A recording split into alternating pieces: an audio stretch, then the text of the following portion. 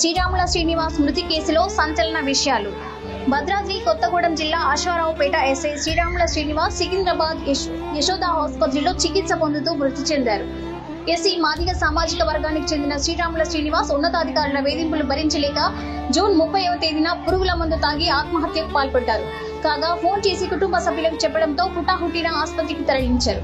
అయితే పురుగుల మందు తాగడంతో శరీరంలోని కిడ్నీలు సహా పలు అవయవాలు పూర్తిగా దెబ్బతిన్నాయని వైద్యులు వెల్లడించారు. ఎస్ఐ శ్రీరాముల శ్రీనివాస్ ఆత్మహత్య కేసులో సంచలన విషయాలు వెలుగు చూస్తున్నాయి. చనిపోయే ముందు ఆయన ఇచ్చిన మరణ వాంగ్మూలంలో అశ్వారావుపేటలో గత కొన్ని నెలలుగా జరుగుతున్న వాస్తవాలను బయటపెట్టారు.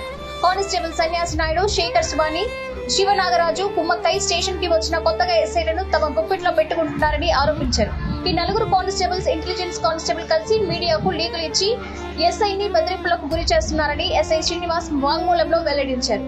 వీరికి స్థానిక సిఐ కూడా వంతపాడి తనను మానసికంగా ఇబ్బంది పెట్టారని ఆయన ఆరోపించారు. ఎస్ఐ శ్రీనివాస్ స్వగ్రామం నారక్కపేట. మృతుడికి కుమార్తె, కుమారుడు ఉన్నారు.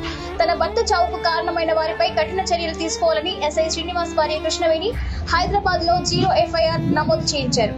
అది మహబూబ్ నగర్ పిఎస్ కు బదిలీ కావడంతో సిఐ మరో 4గురిపై కేసు నమోదైంది. ఈ క్రమంలో ఎస్ఐ శ్రీనివాస్ ఆదివారం యశోద ఆసుపత్రిలో చనిపోవడం, ఆయన మాట్లాడిన వీడియో వైరల్ కావడంతో పోలీసు ఉన్నతాధికారులు చర్యలు చేపట్టారు. అయితే ఎస్సీ మాదిగ సామాజిక వర్గంపై ప్రభుత్వం చిన్నచూపు చూస్తుందని దశాబ్ద కాలంగా, అంటే కేసీఆర్ రెండోసారి సీఎం అయ్యాక ఈ వర్గంపై చిన్న చూపు మొదలైంది.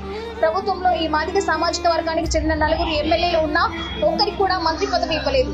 3 ఎంపీ స్థానాల్లో ఈ కులస్తులను ఒక్కరికి కూడా అవకాశం ఇవ్వలేదు. అంతేకాదు, టీఆర్ఎస్ అధికారంలోకి వస్తే దళితుడిని సీఎం చేస్తానని చెప్పి గెలిచాక తానే సీఎం పీఠాన్ని అధిష్ఠించి కేసీఆర్ సైతం మాట తప్పారు. అయితే ఎస్ఐ శ్రీనివాస్ కుటుంబానికి ప్రస్తుతం ప్రభుత్వం తగిన న్యాయం చేయకపోతే రానున్న సర్పంచ్, ఎంపీటీసీ, జడ్పీటీసీ, కార్పొరేటర్లు, లోకల్ ఎన్నికల్లో ప్రభుత్వంపై ఖచ్చితంగా మాదిగ కులస్తులు వ్యతిరేక ఓటు ఉంటుంది.